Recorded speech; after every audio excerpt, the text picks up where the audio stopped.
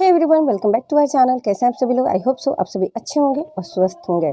तो उम्मीद करती हूँ कि आप सभी को हमारा ये ब्लॉग, वीडियो और कुकिंग रेसिपीज वगैरह पसंद आ रही होगी। तो अगर आपको हमारी वीडियो, ब्लॉग और कुकिंग पसंद आती है तो हमारे चैनल को प्लीज़ प्लीज़ प्लीज़ सब्सक्राइब कीजिए, वीडियो को लाइक कीजिए और इसे अपने फ्रेंड और फैमिली में शेयर कीजिए, ताकि हर वीडियो और नोटिफिकेशन आप तक पहुँचे सबसे पहले और भी सारे लोग इसे एंजॉय कर सकें।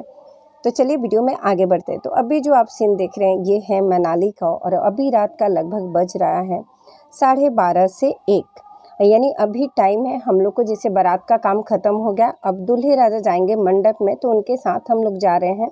लेकिन अभी ना एक रस्म जो ख़त्म हो गया है वहाँ पे ये कि गृहस्थी की जो रस्म होती है वो परिवार वाले जो जाते हैं ज्वेलरी, साड़ियाँ, कपड़े लेके दुल्हन को देते हैं, तो वो वाली रस्म अभी ख़त्म हो चुकी है।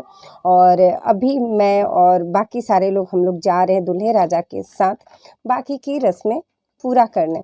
तो जैसे हम लोग रूम से निकले तो कुछ इस तरह से नज़ारा था, बहुत ही प्यारा नज़ारा लग रहा था। तो सोचा कि चलो कुछ कैमरे में कैद करते हैं, आपको दिखा देते हैं। तो लीजिए, हम लोग मंडप में आ चुके हैं और मौरी जो पकड़ने का काम कर रहा है अंतु। और मंडप का कुछ नज़ारा है कुछ इस तरह से, जैसा आप देख रहे होंगे, बड़ी प्यारा लग रहा है, बड़ी सुंदर लग रहा है। और इस समय जैसे हम लोग मंडप पहुँचते हैं तो दूल्हे का परिछावन होता है।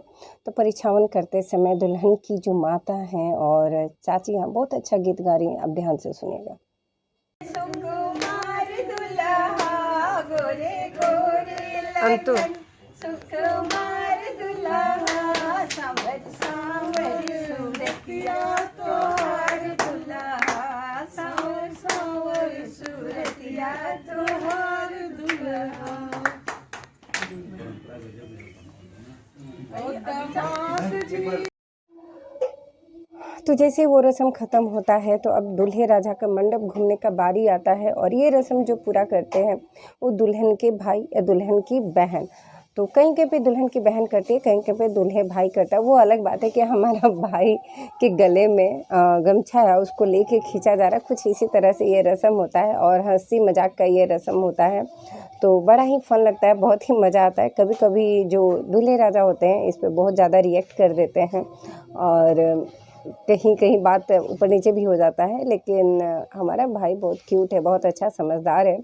तो फॉलो कर रहा है रस्म, रिचुअल्स करने चाहिए। ज़्यादा मस्ती और मजाक चलते रहता है शादी ब्याह में, तभी जाके इतना लंबा समय कटता है। और हमारा शादियाँ भी तो चलती है रात भर और कितने दिनों की होती है इस तरह से। तो वो रस्म करने के बाद अब आ जाता है कन्यादान की रस्म, जो कि दुल्हन की मम्मी पापा निभाते हैं यहाँ पे।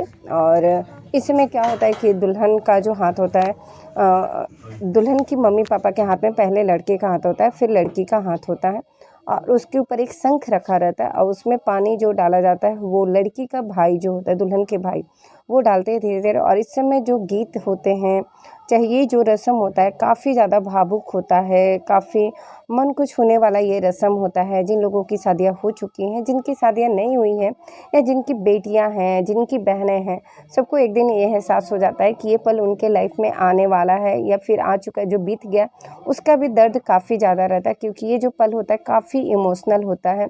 इसी टाइम से ऐसा एहसास होता है कि लड़कियां अब हमारी नहीं रहीं, अब वो दूसरे की जिम्मेवारी बन गई हैं, दूसरे के अधिकार में चली गई हैं।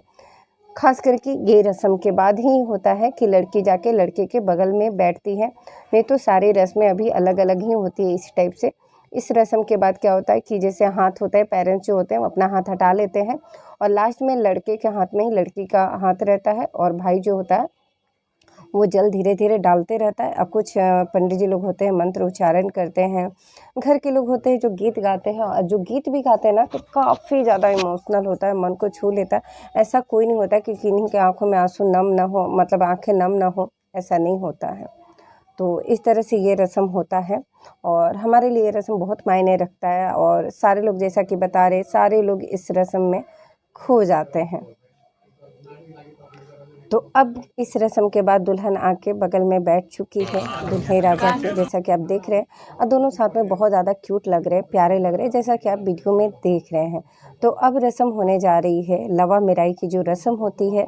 इसमें भी फिर भाई का हाथ होता है, क्योंकि जो हाथ में ऐसे करके दूल्हा दुल्हन होते हैं और जो लावा डालते हैं वो भाई ही दुल्हन के हाथ में डालता है और कुछ इस तरह से उसको छीटा जाता है। और हम लोग इन सारे रस्मों को बड़ी प्यार से इंजॉय कर रहे हैं और देखे जा रहे हैं। इसके बाद होता है ये 7 फेरों का रस्म, जो कि काफ़ी ज़्यादा पॉपुलर होता है। 7 फेरों का रस्म, 7 भजनों का रस्म, कुछ इस तरह से। और आपको रिमाइंड करा देते हैं कि इसके बाद जो रस्म होने वाला है 7 वचनों का जो रस्म माना जाता है कि कुछ लड़की के वचन होते हैं, कुछ लड़की के वचन होते हैं। तो सारे वचनों का जो वीडियो है ना, मैं अलग से डालूँगी, मतलब इस वीडियो के बाद आपको मिलेगा। तो आप देखना ज़रूर, क्योंकि उसमें बड़ी प्यारी प्यारी बातें पंडित जी ने कही हैं, बहुत ही अच्छी बातें हैं और बहुत ही समझा के अलग तरीक़ा से उन्होंने कहा है। इसलिए सोचा कि उस वीडियो को मैं अलग से ही अपलोड करूँगी, ताकि आप लोग अच्छे से सुन पाओ और मैं भी उसे देख पाऊँ और इंजॉय कर पाऊँ, इस वजह से। तो काफ़ी अच्छी बातें हैं, हम सबको सुननी चाहिए, जिनकी शादियाँ हो चुकी हैं और जिनकी होने वाली हैं, ताकि ये रिमाइंड रहे। और ये जो है वही रिचुअल्स होने जा रहा है वचनों वाला, जो सोचा कि थोड़ा सा क्लिप डाल दूँ। और कुछ इस तरह से विधि हुआ जो हमने कभी देखा नहीं था, हमारे साथ ऐसा नहीं हुआ था। लेकिन होता है ना, हर शादी में हर कुछ कहावत है ऐसा कि कुछ दूरी जाके हर रस्मों रिवाज थोड़ा सा चेंज हो जाता है। तो सबके पास कुछ ना कुछ चेंजिंग आता है। तो इस तरह से हर शादियाँ ज़रूरी नहीं कि एक जैसी हो, थोड़ी सी डिफरेंस होती है, थोड़ी सी अलग हो जाती है। और इसीलिए अच्छा होता है कि हर शादी को एंजॉय करना चाहिए, हर शादी को देखना चाहिए, ताकि पता चलता है कि इनकी शादी कैसे हुई थी, उनकी शादी कैसे हुई थी। तो अब पूरी शादी में सबसे महत्वपूर्ण जो रस्म होती है सिंदूरदान, बस उसकी तैयारी चल रही है सिंदूरदान की। और सिंदूर की जो किया हम लोग में होती है, ये राउंड शेप वाली होती है और इसमें सन होता है और भाखड़ा सिंदूर होता है। भाखड़ा सिंदूर माना जाता है कि वही वाला जो होता है असली सिंदूर होता है। और हमारे यहाँ जो सिंदूरदान होता है वो ओपनली नहीं होता है, एक चादर या धोती से कवर करके होता है। वो जो रियल सिंदूरदान होता है वो कोई भी नहीं देखता है, सिर्फ लड़की और लड़का होता है। और जो लड़का होता है लड़की के मांग में सिंदूर भरता है, तो उस समय कोई भी इस रस्म को नहीं देख पाता है। बस इस रस्म को हो जाने के बाद ही आदमी इसको देख पाता है। और इस रस्म में 5 या 7 बार करके सिंदूर लगाया जाता है, पूरे अच्छे से मांग को भर दिया जाता है। कुछ इस तरह से ये हमारे यहाँ का रस्म होता है। जैसे कि आप देख सकते हैं कि ये कवर किया हुआ है और इसको कोई भी नहीं देख पा रहा।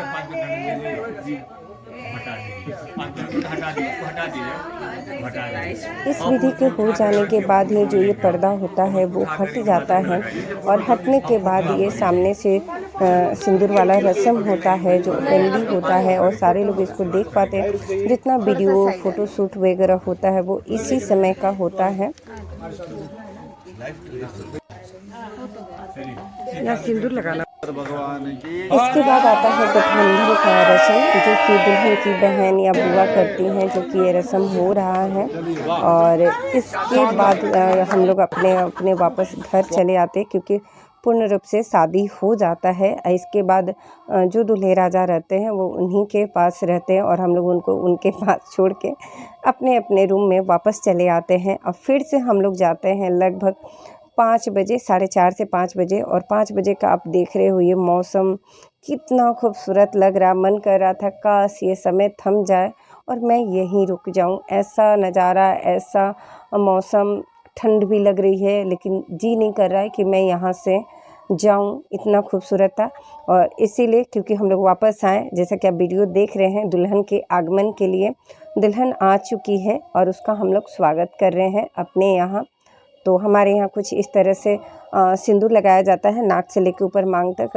तकरीबन 5 बार ये सिंदूर होती है। दुल्हन भी, जितने लोग आते हैं ये रस्म करते हैं तो दुल्हन भी उनको लगाते जाती है।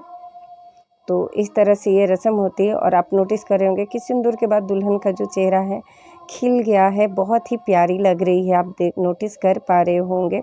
और ये जो है जिनको सिंदूर लगा रही है दुल्हन, वो हमारी बड़ी भाभी हैं। तो ये वाली रस्म घर के जितने सुहागिनी होती हैं, बड़े छोटे, सारे लोग ये रस्म पूरा करते हैं और घर के बड़ी भी ये रस्म पूरा करती है। तो अब बारी आती है घर में प्रवेश करने का, गृह प्रवेश करने का दुल्हन का। तो वो कैसे आती है हमारे यहाँ, ये गौर फरमाइएगा। ये डाला होता है, तो डाला में ही पैर रख के दुल्हन हमारे घर में एंट्री करती है। इस विधि का भी मतलब होता है कि दुल्हन अब संभल के चलना, धीरे धीरे चलना। ज़िंदगी के हर ऊंचे नीचे रास्ते आएंगे, लेकिन तुमको संभल के चलना है। और इस समय जो लड़का होता है यानी दूल्हे राजा, लड़की के सर पे थोड़ा सा दही होता है और उसको संभाल के पकड़े रहता है। और ये भी होता है कि लाइफ को बैलेंस बना के रखना है कि कुछ इधर से उधर से ना गिरे। और दूल्हे राजा हमेशा दुल्हन के साथ होते हैं। तो ये जीवन के ऊपर है, कह सकते हैं कि आप जिस रास्ते चलो मैं आपके साथ चलूँगा और आपको गिरने भी नहीं दूंगा। कुछ इस तरह से ये रस्म का मतलब होता है। मेरे ख्याल से मैं ऐसा समझ पाई हूँ कि शायद ऐसा होता है।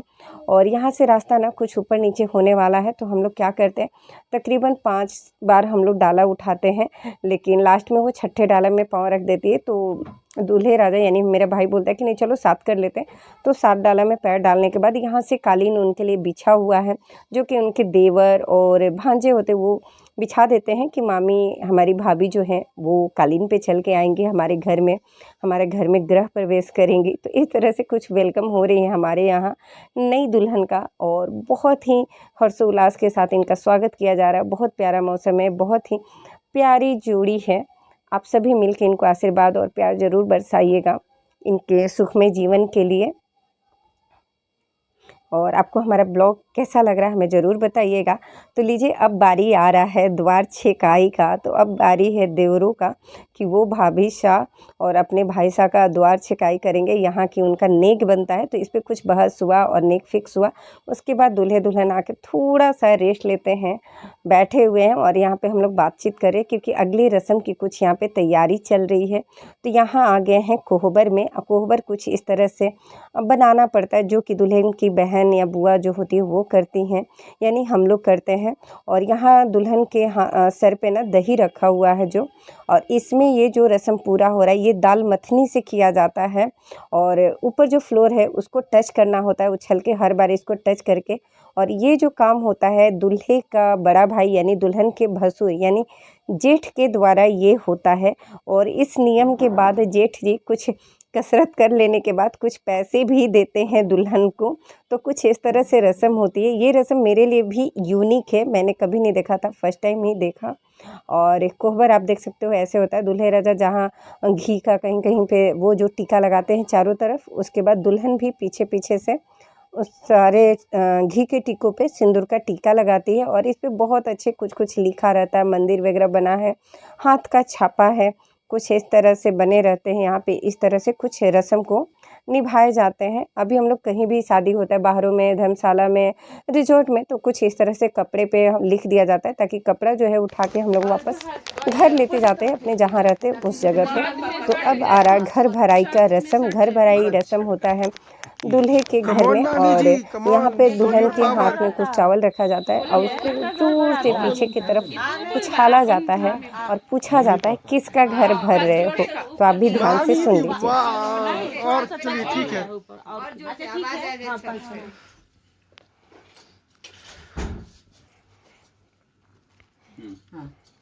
किसका घर भर आता? मम्मी पापा कब से? चलिए गुड। एक कन्या तू चला जी तुम्हारे अब लगा था कि पांचवा हमारी तू ही अरिसा तो थोड़ा तेजी से कर। हमारी ऊपर अरिसा तेजी में छा केकर घर भर आता? मम्मी पापा बोला नहीं ऊपर सटना।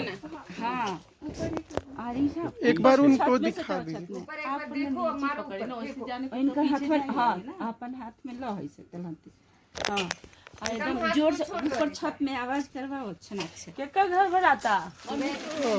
ऐसी छना अच्छा हो जाएगा हो जाएगा, लास्ट है डोंट वरी। एकदम अपना हाथ को खुला रखो, ये जैसे चाहते हो वैसे कर लेना। रुको रुको रुको। गलत हाँ तो इस रस्म के बाद यहाँ पे हमारे यहाँ शुरू में ही दही और चीनी खाया जाता है। तो दही चीनी की रस्म हो रही है। दुल्हन को 5 बार दही चीनी खिलाया जाता है, फिर दूल्हे राजा भी खाते हैं। तो दोनों को ये दही चीनी खाने के बाद यहाँ तक ये रस्म तो ख़त्म हो जाता है। उसके बाद हमारे घर में इन लोग का जो फर्स्ट खाना बनता है वो दाल भरी पूड़ी और गुड़ वाली जो खीर होती है वो बनती है हमारे यहाँ। और दुल्हन के साथ 5 बहनें यानी नंदे मिल के ये रस्म को पूरा करती हैं। और ये सब के बाद इसी बीच में दूल्हे और दुल्हन के गोद में एक बच्चा दिया जाता है, चाहे लड़का हो या लड़की। और उनसे पूछा जाता है क्या खिला रहे हो, लड़का या लड़की, कुछ इस तरह से। तो आप भी इंजॉय कीजिए। नहीं नहीं आप लीजिए। अरे रुकिए,